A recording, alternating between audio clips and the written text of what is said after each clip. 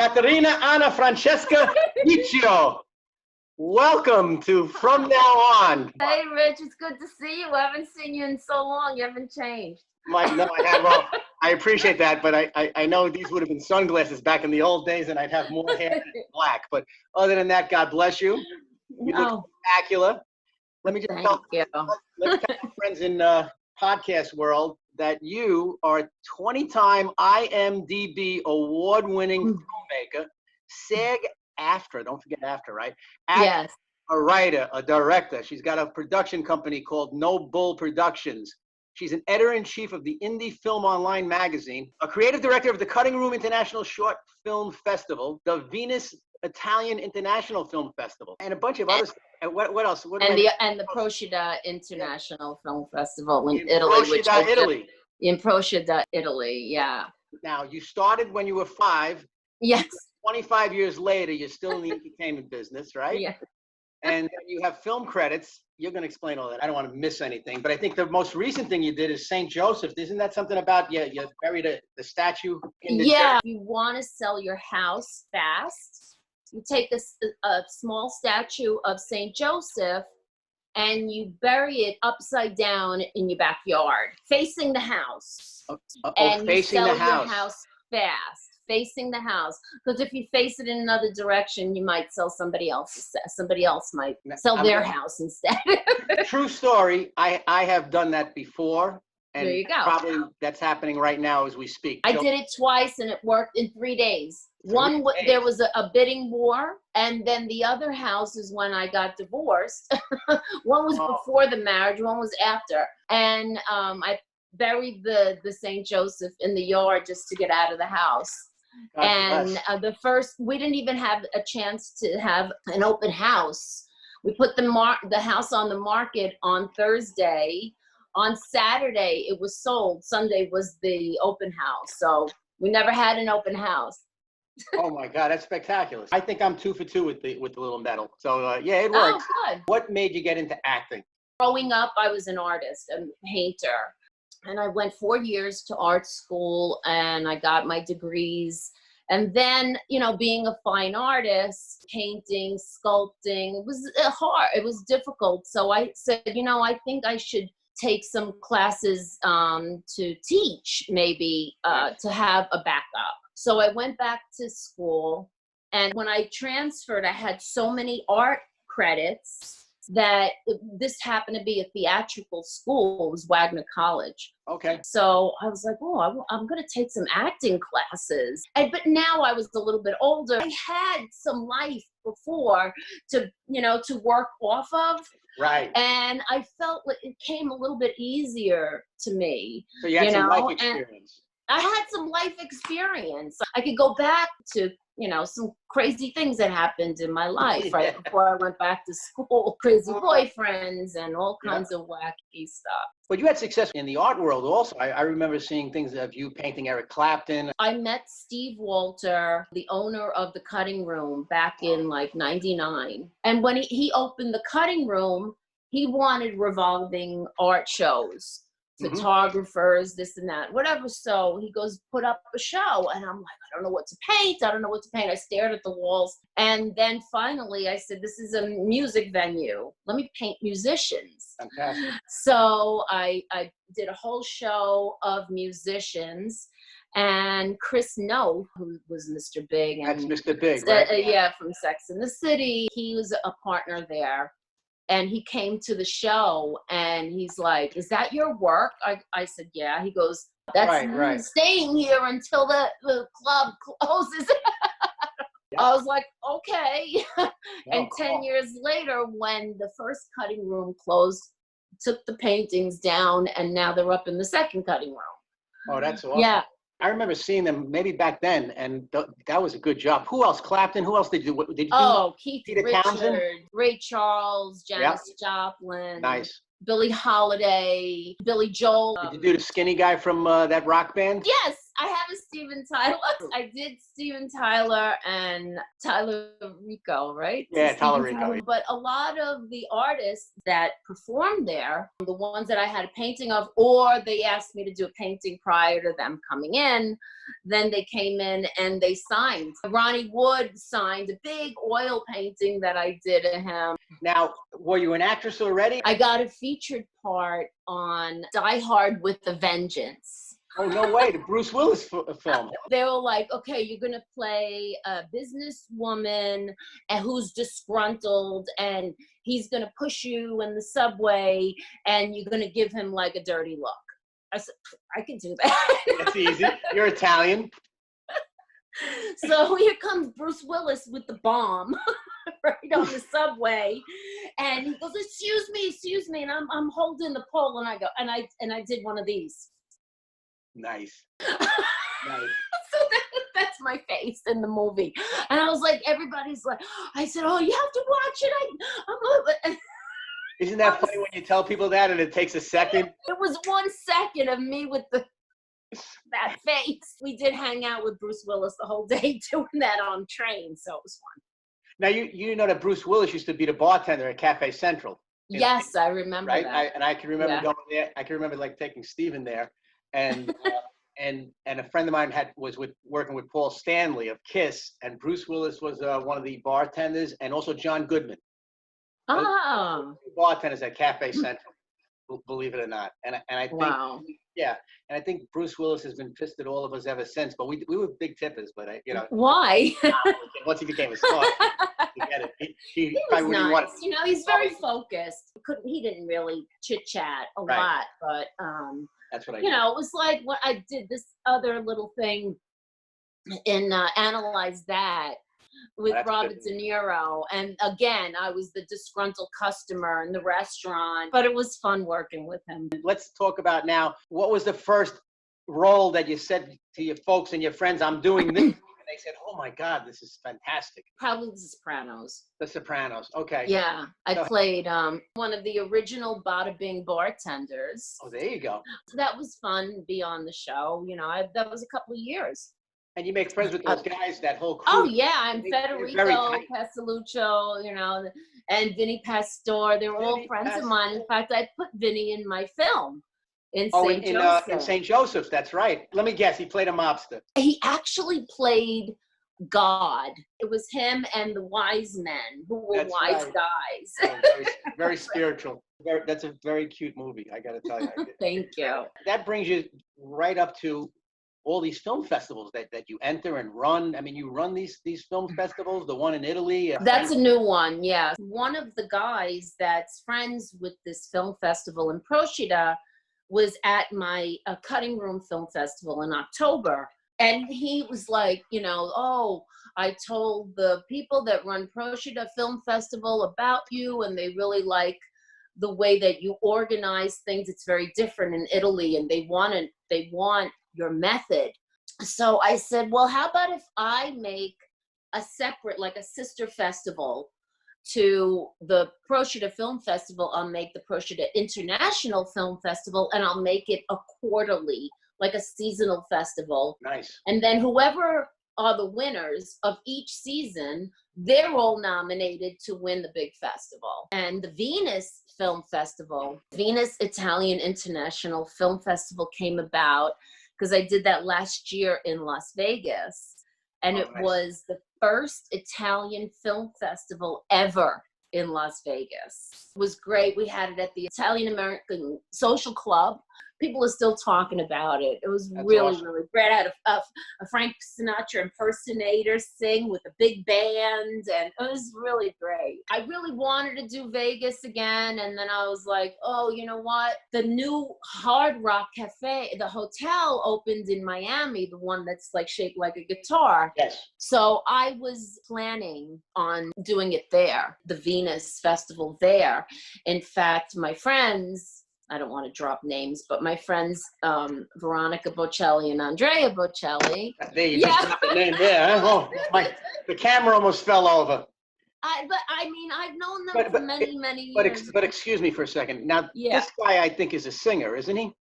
Yes.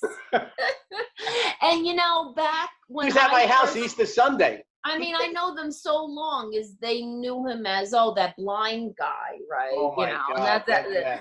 And now people are like dying to get tickets for his concerts. I got a quick, cute little story about that. So I'm writing Buona Pasqua to Veronica, Happy Easter, you know, it was a voice message. Nice. And she writes back, I can't play the voice message. I'm at the Duomo. I was like, oh my God, I totally forgot. That's awesome. So she sent me a little video of like behind the scenes. That was phenomenal that day. That was incredible. Amazing. It was so beautiful. And I listened to him a bunch of times early on in this fantastic pandemic that we're trapped in. They're beautiful people. They do so much for charities, and they just are the most humble people. I love them so much. I really do. What that did for people in the world, that was spectacular. Oh, right. So I asked Veronica if she knew any places in Miami. And she's like, oh, well, the Hard Rock, you know. And I'm like, she's like, we're here actually right now because Andre is performing. Like, beautiful. Yeah, so I always hit her right at the time. Perfect timing. And she did hook me up with the place, and then all this happened. So for stuff like that, live entertainment or live gatherings or live events, and now online. We have to see I segued into, well, you know, first my father passed away in January. So that was my first horror of the year. And then I had to like put my big girl pants on and get myself together and figure out what I was going to do with this film festival, because it wasn't going to happen in Florida. Right. Now, I guess I have to go online with it. And I wasn't familiar with any of that. I went to tons of film festivals with my own film and with my, you know, supporting my friends, but I never did anything online. So I had to learn it all. And then I said, well, I have 3 film festivals now. I need a home for them. So I created a magazine, an online magazine. And then I said, well, I can't only have this for myself. So let me bring in other filmmakers too, and film festival directors and film festivals and anything to do with indie films. And so I have Indie Film Online magazine, indiefilmonline.com. So I started that, and all I had was myself to put on the cover. And this is the outlet to find the Venus Festival, which is coming up June 6th and 7th. So it's a film festival. It's online. People access it to your magazine's website. It's June 6th and 7th, and then June 8th you have the awards. Yeah, it's all going to be on Zoom. This sounds exciting, and this is something that you could do 4 times a year. Online is really the new thing to do. There's nothing wrong with online, and people are starving for content. Yeah. Not only the streaming services like Amazon or Netflix, but people want to see content, and a lot of people are even on Facebook saying, "What is good to watch right now?" Yeah. Yep. What kind of dog you have? Lulu. That's Lulu. My Frenchie. Come here.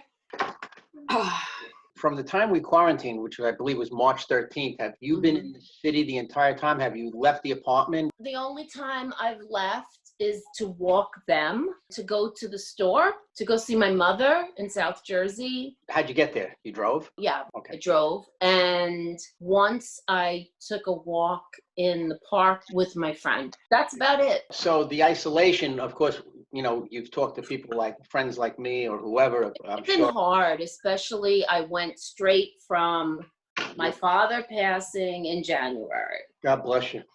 And then we went, the end of January. So it was the 28th. And then we went straight into this in February. My father and I were very close. So it was really tough for me. And then the end of February, you know, it all started. And so I've been home. I haven't really seen anybody. It's been hard. I just hope that when they decide to let New York City, the 5 boroughs in Westchester County, out of this quarantine, they give us like a week's notice. I hope they just don't tell us we can escape. I think you have to acclimate. Well, everybody will just go crazy. God knows. No, you know what? It's got to go slow. What is it, Texas, that they let out too early and the numbers started going up again? Here's the problem that I have with all of this news information. Everybody, I feel, has an agenda. There's a group of people have an agenda for the economy. There's a group of people that have the agenda for the health issues. And they have that agenda for different reasons.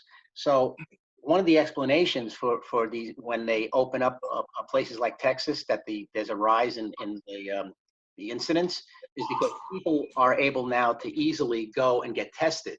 And that's why, so as they go and get tested, the people that have been in their houses for so long, they find out that they have the virus. I don't believe 100% what it's being told to me. I think there's a lot more cases than we know, because a lot of people haven't been tested. And people are like, oh, no, they're lying. It's not that many people. No, actually, I think there's a lot more. Yeah. A lot of people don't even know that they have it. The next thing I want to talk about is how we met. We were actually met on a project because of your cousin, Lenore.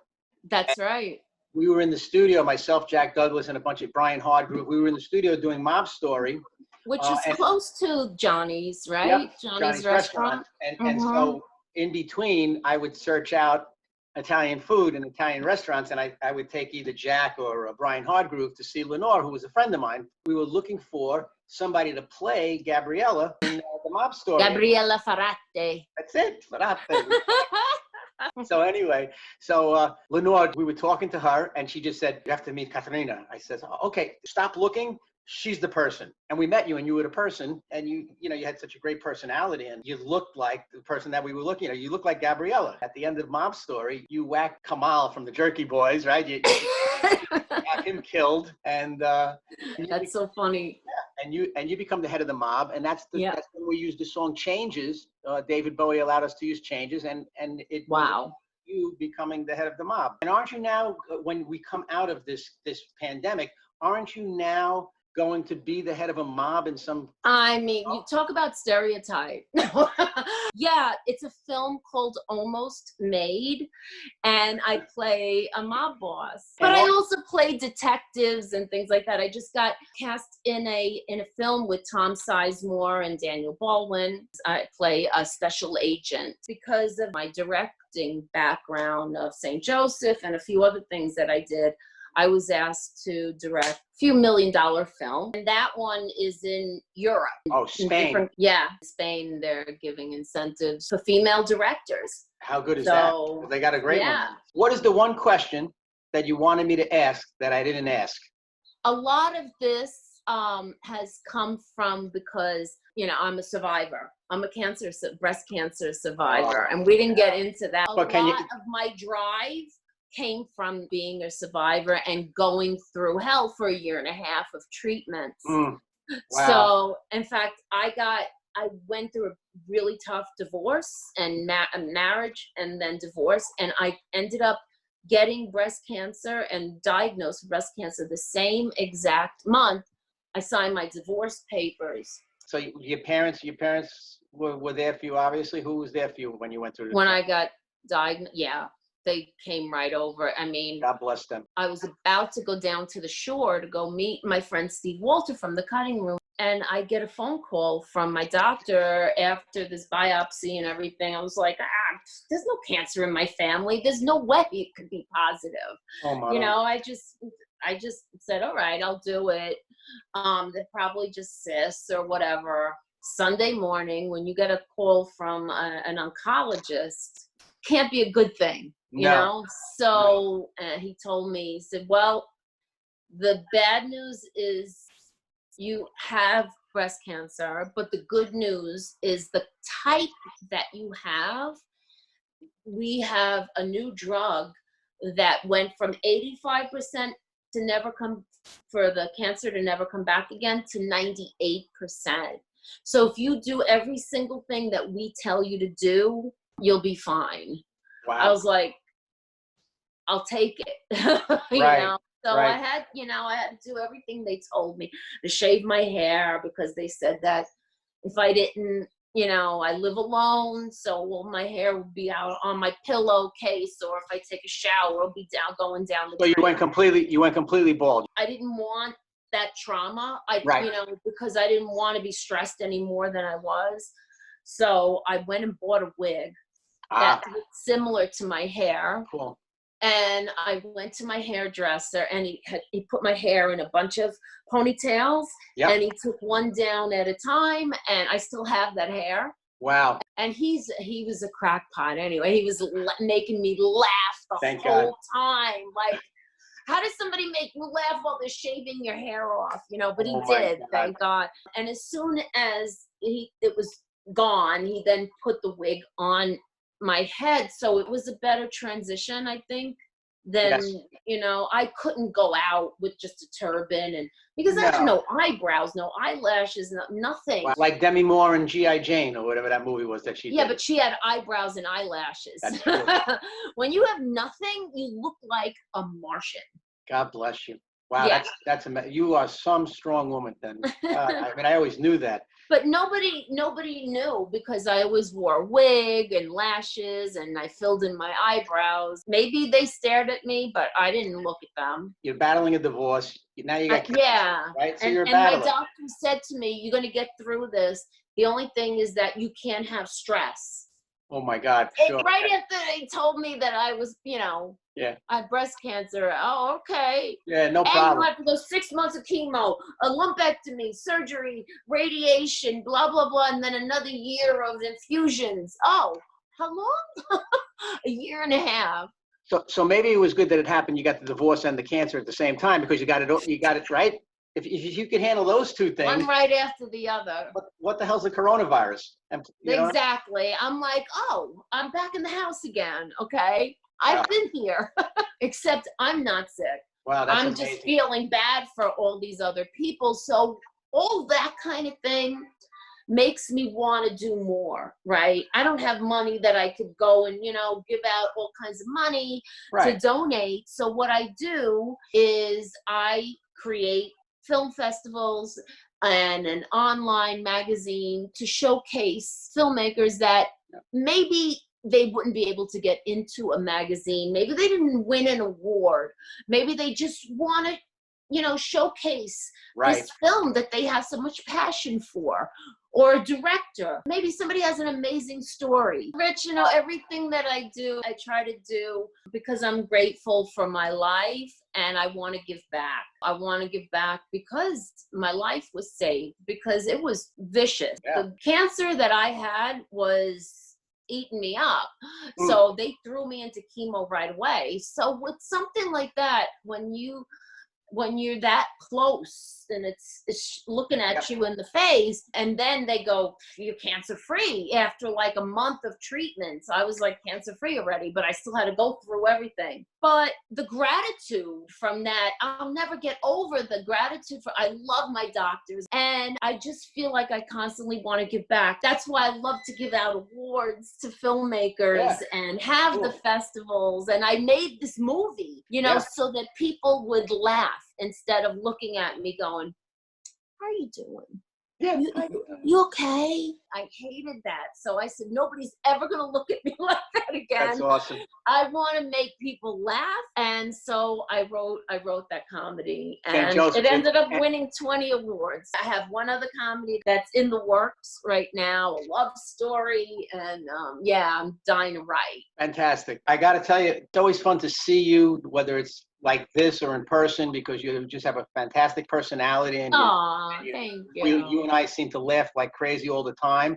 But now in hearing your story and the way it pieces out, you are a survivor. You are one tough cookie, and you've come a long way from being Gabriella Ferrante on the Mob Stories CD cover. I have such a deep respect for you and what you've gone through. And I for you. Thank you. Really fantastic, and I will try to help you in whatever way I can with this. Oh, thanks, Rich. Everybody here from now on is going to help you. I know it's going to be successful because whatever you do, you're successful at it. Well, if anybody wants to see the film festival, they could go online, indiefilmonline.com, June 6th and 7th, and we're Zooming the awards on the 8th. Thank you so much. Ciao, Bella. Thank you. All right.